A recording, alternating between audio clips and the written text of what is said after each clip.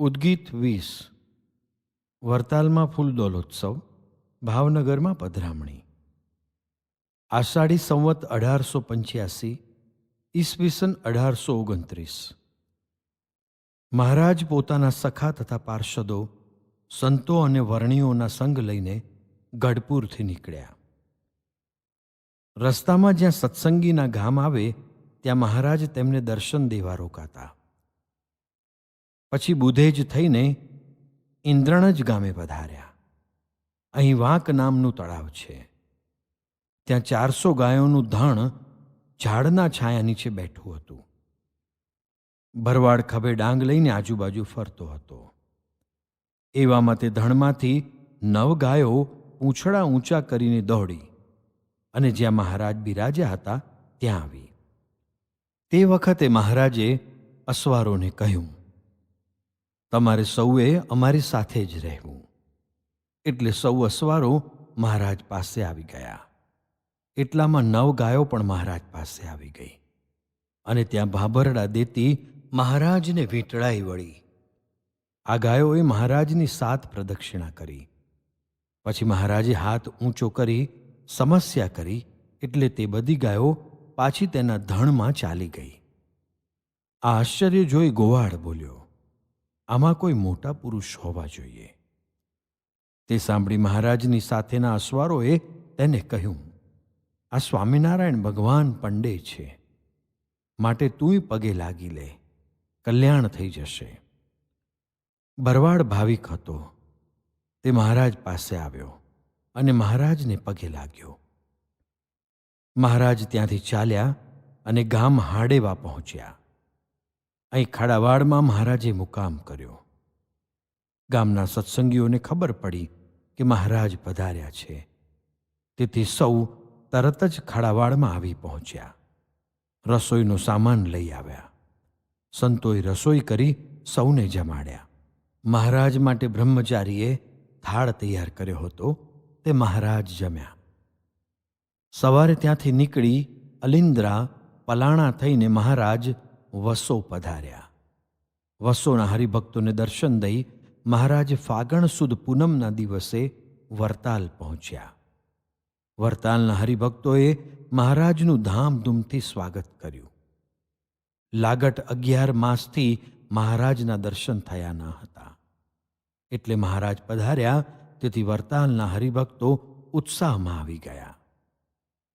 ગુજરાતના ગામોમાંથી પણ મહારાજ ફૂલદોલ ઉપર વરતાલ પધારવાના છે તે સમાચાર મળ્યા એટલે હરિભક્તોના સંઘ આવવા લાગ્યા. આજુબાજુ ફરતા સંતો પણ આવી ગયા. મહારાજ મંદિરમાં પધાર્યા. લક્ષ્મીનારાયણ દેવના દર્શન કરી પોતાના ઉતારે હરિમંડપમાં પધાર્યા. વરતાલમાં ફૂલદોલ ઉત્સવ આષાઢી સંવત 1885. હાલ જ્યાં જ્ઞાનબાગ છે ત્યાં મહારાજે ફૂલદોલનો ઉત્સવ કરવાનું નક્કી કર્યું હતું. ત્યાં રંગ ભરવા પાક્કા હોજ પણ બનાવી દીધા હતા. તેથી વારંવાર રંગને માટે તપેલાં, કુંડીઓ વગેરે વાસણોની વ્યવસ્થા કરવી ન પડે. બીજે દિવસે રંગોત્સવ કર્યો. ઠાકોરજીને પારણામાં ઝૂલાવ્યા. સૌ સંતો હરિભક્તો રંગે રમ્યા. મહારાજ આગલે જ દિવસે પધાર્યા હતા એટલે પંથનો થાક હતો. વળી થોડા અસ્વસ્થ પણ જણાતા હતા. તેથી મહારાજ એક સ્થાને બેસી સંતો હરિભક્તોની રંગોત્સવની લીલા નિહાળી રહ્યા. દીનાનાથ ભટ્ટ પણ આવ્યા હતા. તેમણે પણ રંગોત્સવનો લાભ લીધો. સૌ રંગે રમ્યા. મહારાજે સૌને ખૂબ આશીર્વાદ આપ્યા. સંતો હરિભક્તો ઉપર મહારાજ આજે ખૂબ પ્રસન્ન હતા. દીનાનાથ ભટ્ટને માથે 2 હાથ મૂકી તેમને ખૂબ આશીર્વાદ આપ્યા. શિરપાવ આપ્યો. દક્ષિણામાં રૂપિયા રોકડા આપ્યા. ભગવાન કા મોટા સંતના સંબંધથી જ મુમુક્ષુઓમાં ભક્તિ પાંગરે. પછી મંદિરમાં આવી લક્ષ્મીનારાયણ દેવની મહારાજે આરતી ઉતારી. અહીં પણ સૌને રંગે રમાડ્યા. આરતી પછી મહારાજે દેવની પ્રદક્ષિણા કરી. જ્યારથી લક્ષ્મીનારાયણ દેવની પ્રતિષ્ઠા મહારાજે કરી ત્યારથી જ્યારે જ્યારે મહારાજ વરતાલ પધારતા ત્યારે લગભગ 108 પ્રદક્ષિણા દેવની કરતા.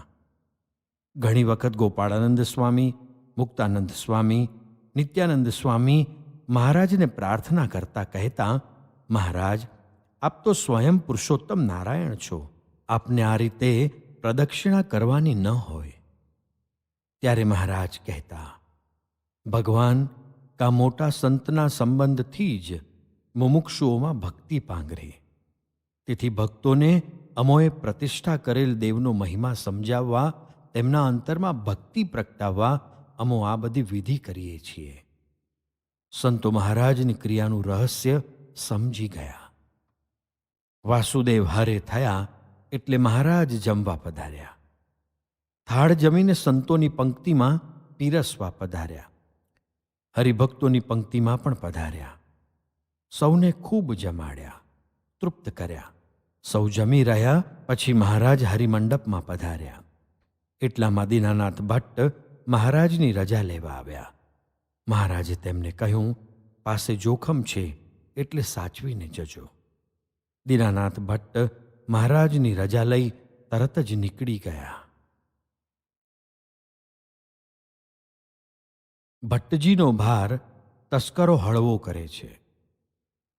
દીનાનાથ ભટ્ટે વરતાલ છોડ્યું અને વાટમાં તસ્કર મળ્યા. તેઓ તેમની સાથે ચાલવા લાગ્યા. અન્ય વટે માર્ગુ જેવા તેમને જાણીને દીનાનાથ ભટ્ટ તેમની સાથે વાતો કરવા લાગ્યા. વરતાલ ગયો હતો. ભગવાન સ્વામિનારાયણના દર્શન કરીને હવે ઘરે જઉં છું એમ વાતો કરતા હતા. એટલે તે તસ્કરોએ પૂછ્યું, ભગવાને તમને કંઈ નવાજ્યા? એટલે દીનાનાથ ભટ્ટે કહ્યું, એ તો ભગવાન છે, અમારા જેવા બ્રાહ્મણ ઉપર તો બહુ દયા રાખે છે, ક્યારેય ખાલી જવા દેતા નથી. તસ્કરો સમજી ગયા. તરત તેમણે દીનાનાથ ભટ્ટનો ખડિયો ખભેથી ખેંચ્યો. તે જોઈ ભટ્ટજી મૂંઝાયા. તેમણે કહ્યું, અરે આ તમે શું કરો છો? તસ્કરોએ હસતા હસતા ભટ્ટજીને કહ્યું, કાંઈ નહીં, તમારો ભાર હળવો કરીએ છીએ. એમ કહી ખડિયામાંથી બધું જ લઈ લીધું. ભટ્ટજી વિલે મોઢે આ જોઈ રહ્યા. ચોરો તો માલ લઈને ત્યાંથી રસ્તે પડી ગયા. ભટ્ટજીને હવે મૂંઝવણ થવા લાગી. હવે ખાલી હાથે ઘેર જવું પડશે. તેના મનમાં વિચારો ઘોળાયા કર્યા. તેને થયું, હજુ વરતાલથી બહુ દૂર નથી અવાયું, માટે પાછો વરતાલ જઉં. એમ વિચાર કરી પાછા વરતાલના માર્ગે ચડ્યા. સાંજે ભટ્ટજી વરતાલ પહોંચી ગયા. અમે આપેલ ચૈતન્ય મૂડી અંતરમાં સાચવશો. તેઓ સીધા જ મહારાજ પાસે ગયા. મહારાજે તેમને જોઈને પૂછ્યું, ભટ્ટજી કેમ પાછા આવ્યા? ભટ્ટજી માથે હાથ દઈને મહારાજની સામે બેસી ગયા.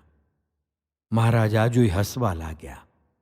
આટલા વર્ષો સાથે રહ્યા, ગ્રંથો લખ્યા, ગ્રંથો વાંચ્યા અને મહારાજની વાતો પણ સાંભળી, તોય હૈયામાંથી જગતના પદાર્થનું પ્રધાનપણું ટળ્યું નહીં. મહારાજે ફરી પૂછ્યું, ભટ્ટજી કહો તો ખરા, શું થયું? આમ માથે હાથ દઈને શું બેસી ગયા? ભટ્ટજીની આંખમાં આંસુ આવી ગયા. તેણે રડતા રડતા મહારાજને કહ્યું, મહારાજ, આપે તો સાવચેત રહેવાનું કહ્યું હતું, પણ બરોબરના ગઠિયા મળી ગયા. તે વાતે ચડાવી બધું જાણી લીધું અને પછી ખભેથી ખડીયો ખેંચી બધી જ માલમત્તા ઉપાડી ગયા. મહારાજ આ સાંભળી હસવા લાગ્યા. પરંતુ દીનાનાથ ભટ્ટે પૂછ્યું, મહારાજ, એ માલમત્તા પાછી મળશે કે નહીં? ત્યારે મહારાજે કહ્યું, એ તો એમના નસીબની હતી, તે લઈ ગયા. હવે પાછી મેળવવાની આશા રાખશો નહીં. તો મહારાજ ખાલી હાથે ઘેર જવું પડશે, ભટ્ટજીએ કહ્યું. મહારાજ ભટ્ટજીનો લોભ જોઈ હસ્યા. તેમણે કહ્યું, અમે તમને ખાલી હાથે નહીં જવા દઈએ. બીજો શેરપાવ આપીશું, દક્ષિણા આપીશું, પણ એ મૂડી તો ગમે તેટલી હશે તો પણ રહેવાની નથી. અમે આપેલી ચૈતન્ય મૂડી અંતરમાં રહેશે તેને સાચવજો, તેનું જતન કરજો, નહીં તો સાવ લૂંટાઈ જશો. ભટ્ટજી સમજી ગયા. મહારાજે ફરીવાર શિરપાવ અપાવ્યો, દક્ષિણા આપી અને તેમને ઠેઠ ઘેર પહોંચાડવા તેમની સાથે 2 પાર્ષદો મોકલ્યા.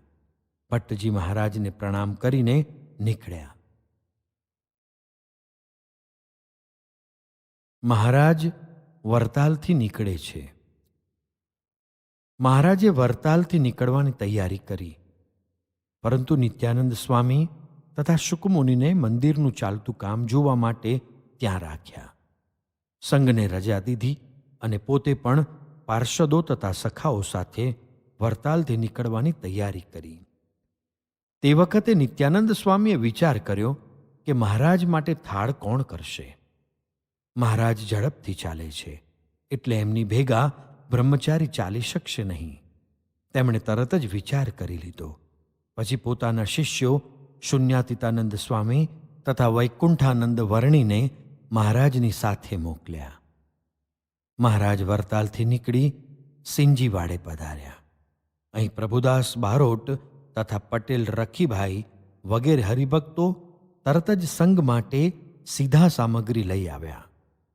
શૂન્યાતીતાનંદ સ્વામીએ મહારાજ માટે થાળ બનાવ્યો. મહારાજ જમ્યા, સંઘના સૌ હરિભક્તોને પણ જમાડ્યા. સિંજીવાડામાં રાત રહીને સવારે નીકળી મહારાજ ગલિયાણા આવ્યા. અહીં હરિભક્ત સાથવો લાવ્યા હતા, તે જમ્યા. ત્યાંથી જાખડે રાત રહી પીપળિયા થઈ ધોલેરા પધાર્યા. અહીં મદનમોહન દેવના દર્શન કર્યા. પુંજાભાઈ તથા તેમના સમગ્ર પરિવારને મહારાજ પધાર્યા તેથી ખૂબ જ આનંદ થયો. રસોઈની સામગ્રી તરત જ તૈયાર કરી દીધી. મહારાજ ત્યાં જમ્યા. રાત રહી ત્યાંથી નાવડા પધાર્યા અને નાવડાથી રાત્રે કારિયાણી પહોંચી ગયા. અહીં શૂન્યાતીતાનંદે મહારાજ માટે થાળ કર્યો. મહારાજ ત્યાં જમ્યા. પછી શૂન્યાતીતાનંદ સ્વામીએ કહ્યું, વસ્તા ખાચરને તથા અન્ય કાઠી દરબારોને બોલાવો. તરત જ તેઓ બધા મહારાજ પાસે આવ્યા. મહારાજે તેમને કહ્યું, અમારે અહીંથી ભાવનગર જવું છે. તે સાંભળી દાદા ખાચર તથા સુરા ખાચરે કહ્યું, મહારાજ, જો ભાવનગર જવું હોય તો તમામ રસાલા સાથે જવું જોઈએ.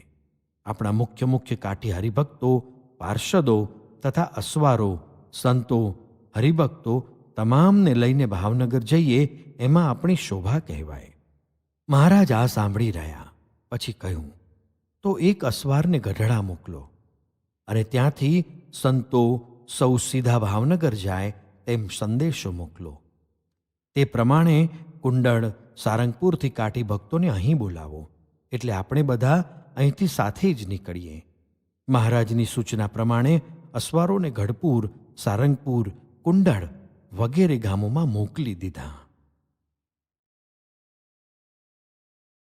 ધર્મનો એવો પ્રતાપ છે, તેમાં નવનિધિ અને અષ્ટસિદ્ધિ રહેલા છે. શૂન્યાતીતાનંદ સ્વામીએ વિચાર કર્યો કે રસ્તામાં ટીમણ કરવા કંઈક ભાતું જોઈશે. તેથી તે ભાતું કરવાની તૈયારી કરવા લાગ્યા. વળી મહારાજના થાળ માટે પણ સીધા સામગ્રી સાથે લેવા તૈયારી કરી. એટલામાં મહારાજ ત્યાં આવ્યા. તેમણે શૂન્યાતીતાનંદ સ્વામીને આ બધી તૈયારી કરતા જોયા. એટલે તરત જ પૂછ્યું, સ્વામી, આ શું કરવા માંડ્યું છે? તેમણે કહ્યું, મહારાજ, રસ્તામાં સંતોના ટીમણ માટે ભાતું તૈયાર કરવાનું છે અને આપને માટે પણ સીધાની સામગ્રી સાથે લઈ લેવી છે. તે સાંભળી મહારાજ હસ્યા. તેમણે કહ્યું, ગામોગામ હરિભક્તો છે, તો ભાતા અને સીધાની શી જરૂર છે? આપણે તો સંત કહેવાઈએ. આપણે આપણો ધર્મ જો પાડીએ તો સીધા સામગ્રી આપોઆપ આવીને મળે. ધર્મનો એવો પ્રતાપ છે કે તેમાં નવનિધિ અને અષ્ટસિદ્ધિ રહ્યા છે. જે દ્રઢતાપૂર્વક ધર્મ પાડે છે તેને માટે સિદ્ધિઓ બધું જ તૈયાર રાખે છે. માટે જે સંતમાં ધર્મ હશે તે જ્યાં જશે ત્યાં લોકો તેને પૂજશે, જમાડશે અને સેવા કરશે. મહારાજે આ પ્રમાણે કહ્યું એટલે શૂન્યાતીતાનંદ સ્વામીના બધા સંકલ્પો બંધ થઈ ગયા. મહારાજ, આ બ્રાહ્મણે તો ભારે સેવા કરી. મહારાજ સવારના જ પોતાના કાઠી ભક્તો, પાર્ષદો અને અસવારો તથા જે સંતો સાથે હતા તેમને લઈને કારિયાણીથી નીકળી રોહિશાળા પધાર્યા. અહીં કુંડળથી તથા બીજા ગામોથી કાઠી હરિભક્તો આવી ગયા હતા. અહીંના લક્ષ્મીરામ ઓઝાએ સંતો હરિભક્તો માટે રસોઈ કરાવી. મહારાજ માટે ઘણી જ વાનગીઓનો થાળ કરાવ્યો. બધાને ખૂબ જમાડી તૃપ્ત કર્યા. મહારાજ પણ તેમની સેવાથી પ્રસન્ન થયા. આટલા બધા હરિભક્તો સંતોને આવા પ્રેમથી આ વિપ્રે જમાડ્યા. તેથી સુરાખાચરને આશ્ચર્ય થયું. તેમણે મહારાજને કહ્યું, મહારાજ, આ બ્રાહ્મણે તો ભારે સેવા કરી. મહારાજ આ સાંભળી હસ્યા. પછી બોલ્યા, સુરાખાચર, જ્યારે ડભાણમાં યજ્ઞ થયો ત્યારે આ બ્રાહ્મણને સેવા કરવાની ઈચ્છા હતી, પણ તેની પાસે કાંઈ જ ધન ન હતું.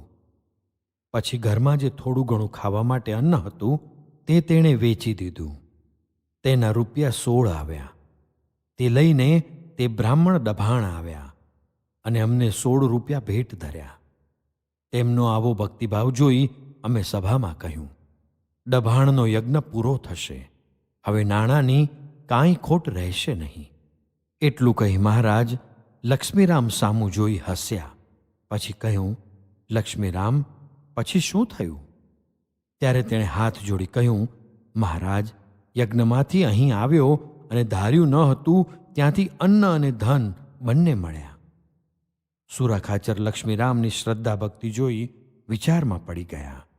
તેમને થયું, જ્યાં સાક્ષાત પરબ્રહ્મ પુરુષોત્તમ નારાયણ બિરાજતા હોય ત્યાં આવા ભક્તો પણ હોય, વિભૂતિઓ પણ હોય. તેમાં કાંઈ આશ્ચર્ય પામવા જેવું નથી. આ તો બધો તેમનો સાજ કહેવાય. તેવા જો ન હોય તો બીજામાં ભક્તિનો ભાવ શી રીતે પ્રગટે? રોહિશાળાથી મહારાજ વલ્લભીપુર પધાર્યા. અહીં પાદરમાં ગહેલો નદી નીકળે છે, તેમાં સ્નાન કર્યું.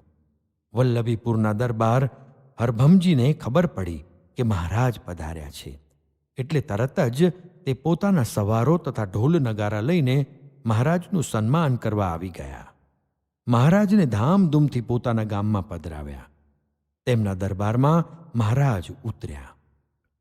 તરત જ વિપ્રો બોલાવી રસોઈની તૈયારી કરી દીધી. મહારાજ તેમનો ભાવ જોઈ પ્રસન્ન થયા. તેમણે હાથ જોડી કહ્યું, મહારાજ, આ તો શેરડીની પાછળ એરંડીને પાણી મળી ગયું. ભાવનગર દરબારને ત્યાં આપ પધારો છો તેમાં અમને પણ લાભ મળી ગયો. થોડી વારમાં રસોઈ તૈયાર થઈ ગઈ. મહારાજ થાળ જમ્યા. સંતો ભક્તો પણ સૌ જમ્યા. પછી તેમણે મહારાજની પૂજા કરી, વસ્ત્રો તથા આભૂષણો ભેટ ધર્યા. જમીન પણ કૃષ્ણાર્પણ કરીને આપી. મહારાજ ભાવનગર પધારે છે. મહારાજ વલ્લભીપુરથી તરત જ નીકળ્યા અને સાંજે વર્તેજ પહોંચ્યા. ગામની પશ્ચિમમાં નદી છે, તેમાં મહારાજે સ્નાન કર્યું. વૈકુંઠાનંદે મહારાજ સારું ટીમણ તૈયાર જ રાખ્યું હતું. તે મહારાજ જમ્યા. રૂપાભાઈને ત્યાં ગઢડાથી સંતોનો સંગ આવી ગયો હતો. મહારાજ પણ પોતાના સખા પાર્ષદો અને સંતો સાથે ભાવનગરના પાદરે પહોંચ્યા. ત્યાં તો રૂપાભાઈ તથા રાજાભાઈ ઢોલ, શરણાઈ, ત્રાંસા વગેરે લઈને સામૈયું કરવા સામે આવ્યા હતા. ગઢડાથી આવેલા સંતો તથા ભાવનગરથી હરિભક્તો પણ સૌ આવી ગયા હતા. મહારાજને પુષ્પહાર પહેરાવ્યા. પછી ધામધૂમથી ભાવનગર શહેરના મુખ્ય રસ્તાઓ ઉપર થઈને વડવામાં પોતાના દરબારમાં રૂપાભાઈએ મહારાજને પધરાવ્યા. અહીં આગળથી સંતો આવ્યા હતા. તેમણે સમગ્ર સંઘ માટે રસોઈ તૈયાર કરી દીધી હતી. વૈકુંઠાનંદે મહારાજ માટે થાળ કર્યો. મહારાજ સ્નાન કરીને થાળ જમ્યા. સંતો તથા હરિભક્તોને પણ જમાડ્યા. પછી મહારાજ સભા કરી અને ઉપદેશની ઘણી વાતો કરી ઓઢી ગયા. સંતોએ મોડી રાત સુધી કીર્તન ભક્તિ કરી. સવારે મહારાજ જાગ્યા એટલે તરત જ શૂન્યાતીતાનંદ સ્વામી સેવામાં આવી ગયા. ત્યાં લીમડા નીચે મહારાજને સ્નાન કરાવ્યું. પછી અંગ લૂછી પીતાંબર પહેરવા આપ્યું. તે પછી મહારાજ નિત્યવિધિ કરવા બિરાજ્યા. એટલામાં રૂપાબાઈ મહારાજ પાસે આવ્યા. નિત્યવિધિ પૂરી થઈ એટલે મહારાજે રૂપાબાઈને કહ્યું, તમે દરબારમાં જાઓ અને વજયસિંહ બાપુને કહેવરાવો કે અમારે તેમને મળવા આવવું છે, તો ક્યારે આવીએ? રૂપાબાઈ તરત જ દરબારગઢમાં ગયા. અહીં કાસદ દ્વારા બાપુને સંદેશો મોકલ્યો. બાપુએ તરત તેમને બોલાવ્યા. બાપુને નમસ્કાર કરી રૂપાબાઈ સન્મુખ બેઠા ત્યારે વજયસિંહ બાપુએ કહ્યું, સ્વામિનારાયણ ભગવાન આપણા શહેરમાં પધાર્યા તે આપણા બહુ મોટા ભાગ્ય કહેવાય. તેમના દર્શનની અમને ઈચ્છા છે. તે સાંભળી રૂપાબાઈએ કહ્યું, બાપુ, મહારાજે પણ એ જ કહેવરાવ્યું છે કે આપને મળવું છે તો ક્યારે ગોઠવીશું? એટલે વજયસિંહ બાપુએ કહ્યું, કાલે સવારે રાખો. બધા જ અમલદારો, કચેરીના સભ્યો, પ્રતિષ્ઠિત શહેરીજનો વગેરે તમામને કહેવરાવી દઈએ. એટલે ભર કચેરીમાં જ મહારાજ પધારે તો સૌને દર્શન પણ થાય. મહારાજને મારા પ્રણામ કહેજો અને આવતીકાલે સવારનું અમારું આમંત્રણ સ્વીકારે એવી વિનંતી કરજો. રૂપાબાઈ તરત જ ઉઠ્યા. વજયસિંહ બાપુએ દિવાનને બોલાવ્યા. તેમને કહ્યું, આવતીકાલે સવારે ભગવાન સ્વામિનારાયણ આપણા દરબારમાં પધારવાના છે, તો તેમના સન્માન માટેની બધી જ તૈયારી કરવાની છે. તેમજ કચેરીના તમામ સભ્યોને પણ કહેવરાવી દેવાનું છે કે કાલે સવારે દરબાર ભરવાનો છે, તો સૌ અચૂક કચેરીમાં હાજર રહે. દીવાને કહ્યું, ભલે મહારાજ, બધો જ બંદોબસ્ત થઈ જશે. એમ કહી તેઓ ગયા. રૂપાબાઈ પણ પોતાના દરબારમાં પહોંચી ગયા. મહારાજને તેમણે કહ્યું, આપણે આવતીકાલે સવારે કચેરીમાં જવાનું છે. મહારાજે કહ્યું, ભલે, તે પ્રમાણે તૈયારી કરાવો. એવામાં ત્યાં સુરતથી આત્મારામ દરજી મહારાજના દર્શને આવ્યા. તેમને ઠેઠ સુરતથી આવેલા જોઈ મહારાજને આશ્ચર્ય થયું. મહારાજે તેમને પૂછ્યું, આત્મારામ, અમે વરતાલ હતા ત્યાં દર્શને ન આવ્યા અને અહીં કેમ આવ્યા? એટલે તેમણે હાથ જોડીને કહ્યું, મહારાજ, આપ વરતાલ હતા ત્યારે હું એક કામમાં રોકાયો હતો, એટલે ન આવી શક્યો. તે કામ પૂરું થયું એટલે તરત જ અહીં આપ બિરાજો છો તે ખબર મળ્યા એટલે આવ્યો. અમે તો સુરતથી વહાણમાં બેસી જઈએ અને આ ભાવનગર બંદરે ઉતરી જઈએ, એટલે અહીં આવવાનું અમને કઠણ ન પડે. તે સાંભળી મહારાજે હસતા હસતા પૂછ્યું, ધંધામાં હમણાં કામ સારું ચાલતું લાગે છે? ત્યારે તેમણે હાથ જોડીને કહ્યું, દયાળુ, આપની દયાથી ધંધો તો સારો ચાલે છે, પણ એ ધંધાની એક કારીગરી જે હું શીખ્યો છું તે કારીગરી આપના સારું એક ડગલી બનાવવામાં મેં અજમાવી. તે ડગલી પૂરી થઈ કે તરત તે લઈને અહીં આવ્યો. આત્મારામની ડગલી. મહારાજને આશ્ચર્ય થયું કે ડગલી સીવવામાં તે વળી કેવી કારીગરી હશે કે આટલો સમય તેમને લાગ્યો. મહારાજે કહ્યું, આત્મારામ, લાવ જોઈએ તો ખરા તારી ડગલી કેવી કારીગરી કરી છે. આત્મારામે તરત જ તેમના પોટલામાંથી કપડામાં સંભાળપૂર્વક વીંટીને તૈયાર કરેલી ડગલી કાઢી. મહારાજને કહ્યું, પ્રભુ, પહેલાં આપનું પૂજન કરું અને પછી આપને આ ડગલી હું જ પહેરાવું. મહારાજને વળી આ બીજું નવીન લાગ્યું. તેમણે કહ્યું, ભલે, પૂજન કરી લે. આત્મારામે મહારાજનું પૂજન કર્યું. પછી કપડામાં વીંટેલી ડગલી કાઢી, ઉખેડી. તે જોઈને સૌને આશ્ચર્ય થયું. મખમલના કાપડ ઉપર સોનેરી તારના બુટ્ટા તેમજ સૂર્ય અને ચંદ્રના ઝીણા સ્વરૂપો જડેલા સોનેરી તારના જ ઝીણા બખિયા લીધેલા આવી સુંદર કલાત્મક ડગલી મહારાજ તો જોઈ જ રહ્યા.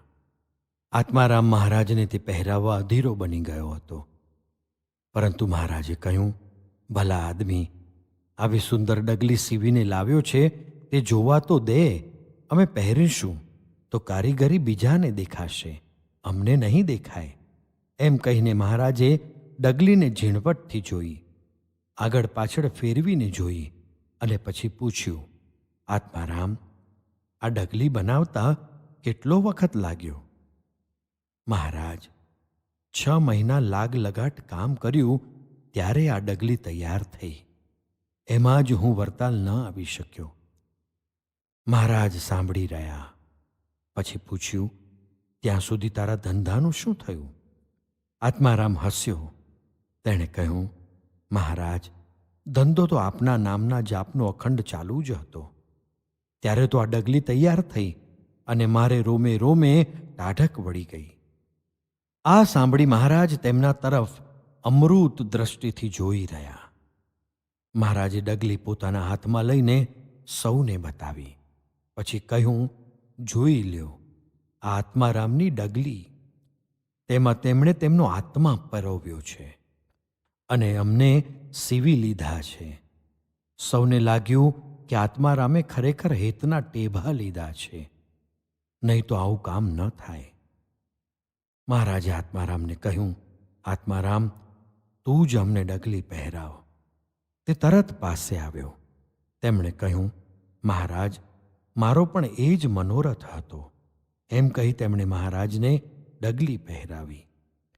સૌએ મહારાજના દર્શન કર્યા. બધાને લાગ્યું મહારાજ આ ડગલીથી કેવા શોભે છે. તેમના સંકલ્પ જાણીને મહારાજે પણ કહ્યું, આ ડગલીથી અમે કેવા શોભીએ છીએ. ત્યારે આત્મારામે કહ્યું, અરે મહારાજ, આપે આ ડગલી પહેરી તેમાં જ ડગલીની શોભા છે. બધાને આ સાંભળીને થયું, આત્મારામે ખરું કહ્યું. મહારાજના સંબંધે ભક્તિભાવપૂર્વક અર્પણ કરેલું સર્વ કાંઈ શોભાયમાન અને દિવ્ય બની જાય છે. થોડીવાર મહારાજે ડગલી પહેરી રાખી. પછી તે ડગલી કાઢીને મયારામ ભટ્ટને આપીને કહ્યું, ભટ્ટજી, આને આત્મારામે ઘડી કરી હતી તેવી બરાબર ઘડી કરી અને લુગડામાં વીંટાળી રાખો. કાલે દરબારમાં આ ડગલી પહેરીને જ જવું છે. આત્મારામને અહોભાગ્ય લાગ્યા. મહારાજે તેમને કહ્યું, આત્મારામ, તું કાલ દરબારમાં અમારી ભેગો આવજે. ભાવેણા દરબારને પણ ખબર પડે કે એમના રાજ્યમાં ન થતી હોય એવી કારીગરી સ્વામિનારાયણના ભક્ત મંડળમાં છે. આત્મારામે ફક્ત માથું જ હલાવ્યું. બીજે દિવસે સવારે દરબારમાં જવાની મહારાજે તૈયારી કરી. સફેદ વસ્ત્ર પરિધાન કર્યા. ઉપર આત્મારામની ડગલી પહેરી. પહેરતા પહેરતા પણ મહારાજ ડગલીને નિરખતા થાકતા જ ન હોતા. એટલામાં રૂપાબાઈએ મહારાજના વસ્ત્રો ઉપર અત્તર છાંટ્યું. મહારાજે પૂછ્યું, આ શું કર્યું? તે તો કાંઈ બોલ્યા નહીં. પણ રાજાભાઈએ કહ્યું, મહારાજે અત્તર છાંટ્યું. અમારા રજવાડાઓમાં આ રિવાજ હોય, શરીર મગમગે. મહારાજ હસ્યા. તેમણે કહ્યું, અંતર ગોબરું હોય, તેમાં વિકાર હોય તે પરસેવા વાટે ગંધ મારતો બહાર નીકળે. શરીરની એ દુર્ગંધ ઢાંકવા તમારા રજવાડાઓ આ રીત સારી શીખ્યા છે. પણ અંતર વિકાર વિનાના ચોખ્ખા રાખો અને પ્રભુ ભક્તિથી તેને રંગી દો, તો શરીરમાંથી અત્તરને ભૂલાવે તેવી સુગંધ છૂટશે. રાજાભાઈ આ સાંભળી શરમાઈ ગયા. મહારાજ દરબારગઢમાં પધારે છે. ભાવેણા દરબારે મહારાજ માટે બગલા જેવા સફેદ જાતવાન 4 ઘોડા જોડેલી બગી મોકલી હતી. તેમાં સુંદર ગાલીચો પાથર્યો હતો. મશરૂના તકિયા મૂક્યા હતા. રાજ્યની લશ્કરી પલટન તથા પદાતિઓ, વાંજાઓ અને રાજ્યની પ્રતિષ્ઠાને દર્શાવતો કેસરીયો ધ્વજ સાથે હતા. રાજ્યની સવારી મહારાજને તેડવા આવી ગઈ છે તે સૂચવતા બંદૂકોના બાર થયા. મહારાજ તરત જ બહાર આવ્યા અને બગીમાં બેસી ગયા. એટલે કાઠી પાર્ષદોએ બંદૂકના બાર કર્યા. મહારાજની બગીની બંને બાજુ 4 કાંટે સશસ્ત્ર અસવારો ગોઠવાઈ ગયા. પાછળ પણ એ જ રીતે અસવારો ગોઠવાયા. મહારાજના કાઠી સખાઓ બધા પોતપોતાના ઘોડા ઉપર રાજ્યના પાયદળની પાછળ હારબંધ ગોઠવાઈ ગયા. મોટેરા સંતો માટે રથ મોકલ્યા હતા. તે બધા તેમાં બેઠા. બીજા સંતોએ ઝાંઝ પખવાજ સાથે કીર્તન ભક્તિ શરૂ કરી. ધીરે ધીરે સવારી ભાવનગર શહેરના મુખ્ય બજારોમાં ફરતી દરબાર ગઢ તરફ ચાલી. મહારાજની આ સવારીના દર્શન કરવા મુખ્ય બજારોમાં અને શેરીઓમાં, અટારીઓમાં અને ઝરૂખામાં હજારો શહેરીજનો ઉમટ્યા હતા. મહારાજના દર્શન કરતાં કરતાં ડગલી પર સૌની નજર પડતી ત્યારે તે જોઈને સૌ તાજુબ બની જતા. તેમના મુખમાંથી શબ્દો સરી પડતા, શું ડગલી છે! મહારાજની સવારી દરબારગઢમાં પહોંચી, પણ દરેકના હોઠે આ શબ્દો બોલાતા હતા, શું ડગલી છે! દરબારગઢની કચેરીમાં આ શબ્દો પહોંચી ગયા. વજેસિંહ બાપુ પણ આ સાંભળી આશ્ચર્ય પામ્યા. આ શું ડગલી છે! એમ બોલતા લોકો થાકતા જ નથી. તે એવી તે કેવી ડગલી સ્વામિનારાયણે પહેરી છે! એ વિચારમાં જ તે મહારાજનું સન્માન કરવા પોતાની ગાદી ઉપરથી ઉઠીને કચેરીના દરવાજા સુધી આવ્યા. નીચે રાજ્યના દીવાને તથા અન્ય ઉચ્ચ અમલદારોએ મહારાજનું પુષ્પહારથી સન્માન કર્યું. મહારાજનો હાથ પકડી દીવાન મહારાજને કચેરીમાં લઈ આવ્યા. મહારાજાએ મહારાજને નમસ્કાર કર્યા, પરંતુ મહારાજના દર્શન કરતાં કરતાં તેમણે મહારાજે પહેરેલી ડગલી જોઈ લીધી. ડગલી જોઈ તેઓ પણ મુગ્ધ બની ગયા. મહારાજ માટે મખમલના જરિયાન વસ્ત્રો પાથરી સુંદર ગાદી બનાવી હતી. વજેસિંહ બાપુએ મહારાજનો હાથ પકડી મહારાજને તે ગાદી ઉપર બેસાડ્યા. મહારાજ ગાદી ઉપર બિરાજ્યા કે તરત જ સભામાં ઉપસ્થિત રાજ્ય પંડિતોએ વેદ મંત્રોના ઉચ્ચાર કર્યા. વેદ મંત્રના ઘોષ સાંભળી મહારાજ અત્યંત પ્રસન્ન થયા. સભા શાંત થઈ ગઈ. વેદ મંત્રોનું ઉચ્ચારણ પૂરું થયું એટલે મહારાજે ભાવેણા દરબારને કહ્યું, બાપુ, આપ ગો બ્રાહ્મણ પ્રતિપાલ ખરા. કારણ બીજા રાજાઓના દરબારમાં પણ રત્નો હોય છે, પણ ગવૈયા, કવિઓ, કલાકારો કે ચારણો, પણ આપે આવા વિદ્વાન પંડિતોને પોષ્યા છે, તેમાં ખરેખર રાજ્યની શોભા છે. વજેસિંહ બાપુએ કહ્યું, મહારાજ, આપના પ્રતાપે અમારા આ શહેરમાં રાજ્ય તરફથી સંસ્કૃતની પાઠશાળાઓ ચાલે છે. તેમાં બ્રાહ્મણ બાળકોને ભણાવીએ છીએ. વેદના મંત્રો, વિધિ વિધાન કે અન્ય શાસ્ત્રો શીખીને તે બધા પારંગત થાય છે. તેથી અમારા આ શહેરમાં વેદ મંત્રોના ઘોષથી જ પ્રાતઃકાળ શરૂ થાય છે. એટલે જ આપ પણ ભગવાનનું સ્વરૂપ છો.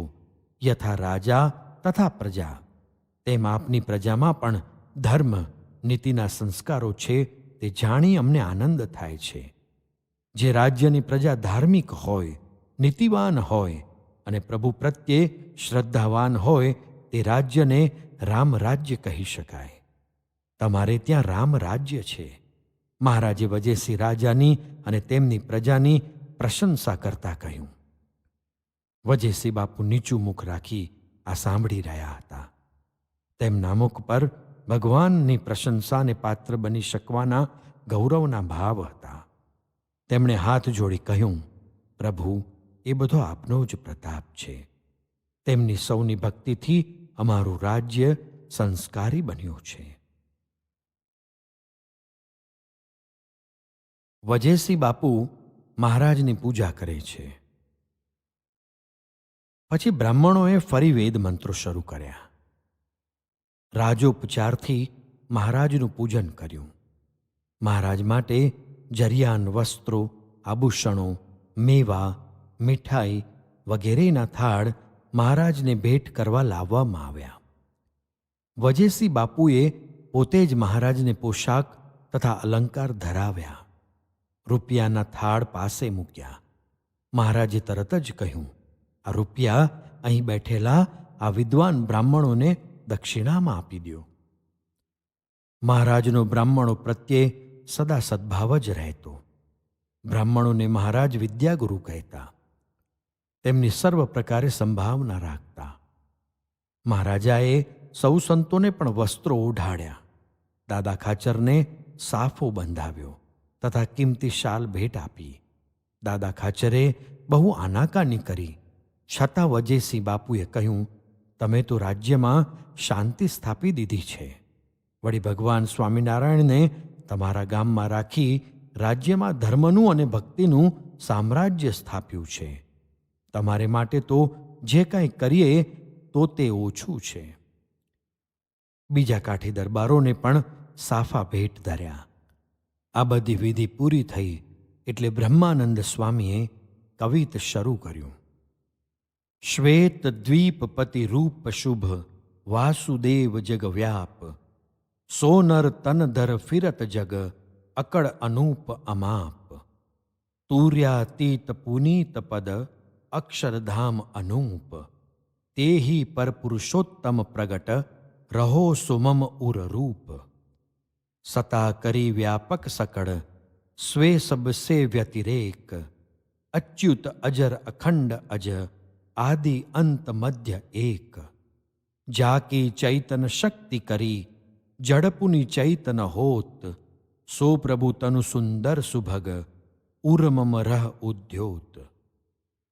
શ્રીજી મહારાજના પ્રાગટ્યનો, તેમના પુરુષોત્તમ સ્વરૂપનો, સર્વવ્યાપક છતાં તુર્યાતીત તેવા અક્ષરધામમાં સદા બિરાજમાન મહારાજના વ્યતિરેક સ્વરૂપનું સુંદર વર્ણન તેમણે આ દુહામાં તેમના બુલંદ અવાજે કર્યું.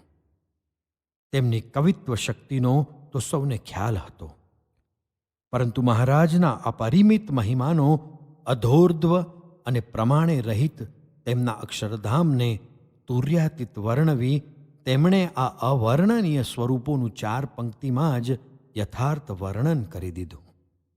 મહારાજ બહુ જ રાજી થયા. વજેસિંહ બાપુએ તેમને ધરાવેલ કિંમતી શાલ તેમણે સ્વામી તરફ ફેંકી. સ્વામીએ તે શિરે ચડાવી ને પછી કહ્યું, મહારાજ, આવા કિંમતી વસ્ત્રો રાખવાની આપની આજ્ઞા નથી, તેથી આપ જ તે સ્વીકારો અને તેનો ઉપયોગ કરી બાપુને રાજી કરો. વજેસિંહ બાપુને થયું કે સ્વામિનારાયણે આવા નિઃસ્પૃહી સંતો પકવ્યા છે, તે જ તેમની મહત્તા છે. થોડી વાર બેસીને મહારાજે બાપુની રજા માંગી. બાપુએ પ્રસન્ન વદને 2 હાથ જોડી રજા આપી અને કહ્યું, મહારાજ, મારા ઉપર પ્રસન્ન રહેજો અને મંદિરના કામમાં કાંઈ પણ અડચણ આવે અથવા તો કાંઈ વસ્તુની જરૂર પડે તો તરત જ મને કહેવરાવજો. મારા યોગ્ય સેવા જરૂર કરીશ. કચેરીના દરવાજા સુધી તેઓ મહારાજને મૂકવા આવ્યા. મહારાજ નીચે પધાર્યા ને જે રીતે દરબાર ગઢમાં પધાર્યા હતા તે જ પ્રકારે પાછા વડવામાં રૂપાબાઈના દરબારમાં પધાર્યા. મહારાજે ઉતારે આવીને તરત જ ગઢપુર જવાની તૈયારી કરી. દરબારમાં જતા પહેલા મહારાજે સંઘના વધારાના સાધુ હરિભક્તોને કહી દીધું હતું કે તમે નીકળી જજો. અમે દરબારમાંથી નીકળી સીધા વર્તે જ આવીશું. તમે ત્યાં અમારી રાહ જોજો. એટલે તે સંઘ તો નીકળી ગયો હતો. મહારાજે મોટા સદ્ગુરુઓ, કાઠી દરબારો તથા પાર્ષદો સાથે ભાવનગરથી નીકળી વર્તેજની વાટ પકડી. રૂપાભાઈ, રાજાભાઈ તથા અન્ય હરિભક્તો મહારાજને વળાવવા આવ્યા. તેમને સૌને મહારાજે ભાવનગરની હદ છોડતા રજા આપી પાછા વાળ્યા.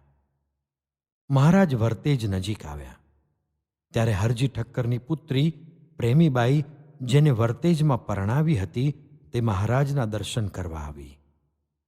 મહારાજ એક પીપરનું ઝાડ હતું ત્યાં પહોંચી ગયા હતા. પ્રેમીબાઈ દોડીને ત્યાં આવી. મહારાજને પ્રણામ કરી તેની પાસે 1 રૂપિયો હતો તે તેણે મહારાજને ભેટ ધર્યો. મહારાજે તે પ્રેમપૂર્વક ગ્રહણ કર્યો. પછી પોતાની પાસે રાજાબાઈએ આપેલ મેવો હતો તે તેમણે પ્રેમીબાઈને આપ્યો. પ્રેમીબાઈ તો આ પ્રસાદીથી કૃતાર્થ થઈ ગઈ. તેણે કહ્યું, મહારાજ, આપના દર્શનથી હું કૃતાર્થ થઈ ગઈ છું. પણ અહીં આપનો વિયોગ છે એટલે અહીં રહેવું ગમતું નથી. મહારાજે ધીરજ દેતા કહ્યું, ભગવાનનું ભજન કરજે એટલે કષ્ટ માત્ર દૂર થઈ જશે. મહારાજ વર્તેજમાં પધાર્યા. ત્યાં પ્રેમીબાઈના ધણી મેઘજી ઠક્કર મહારાજના દર્શને આવ્યા. મહારાજને રોકાવા માટે તેણે ઘણી તાણ કરી, પરંતુ મહારાજે કહ્યું, અમારે ઉતાવળ છે, માટે રોકાશું નહીં. એમ કહી મહારાજ ત્યાંથી નીકળી ગયા અને માલેજરી નદી પાસે આવ્યા. અહીં એક કાળિયો આંબો હતો.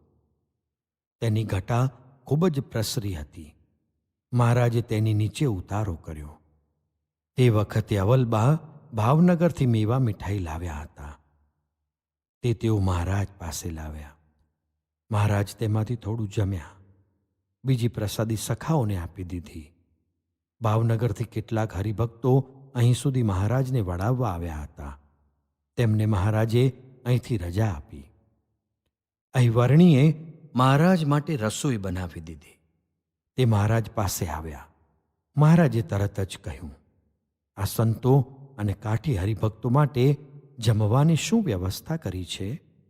ત્યારે તેમણે કહ્યું, મહારાજ, તેમને માટે પણ રસોઈ તૈયાર છે. તેમને પણ હમણાં જમાડી દઈશું. તે સાંભળી મહારાજે કહ્યું, તો ભલે, તેમનો સૌનો જમવાનો બંદોબસ્ત થયો હોય તો જ અમારાથી જમાય. અહીં થોડો આરામ કરી મહારાજ આષાઢી સંવત 1885 ચૈત્ર સુદ પડવાને દિવસે ગઢપુર પધાર્યા.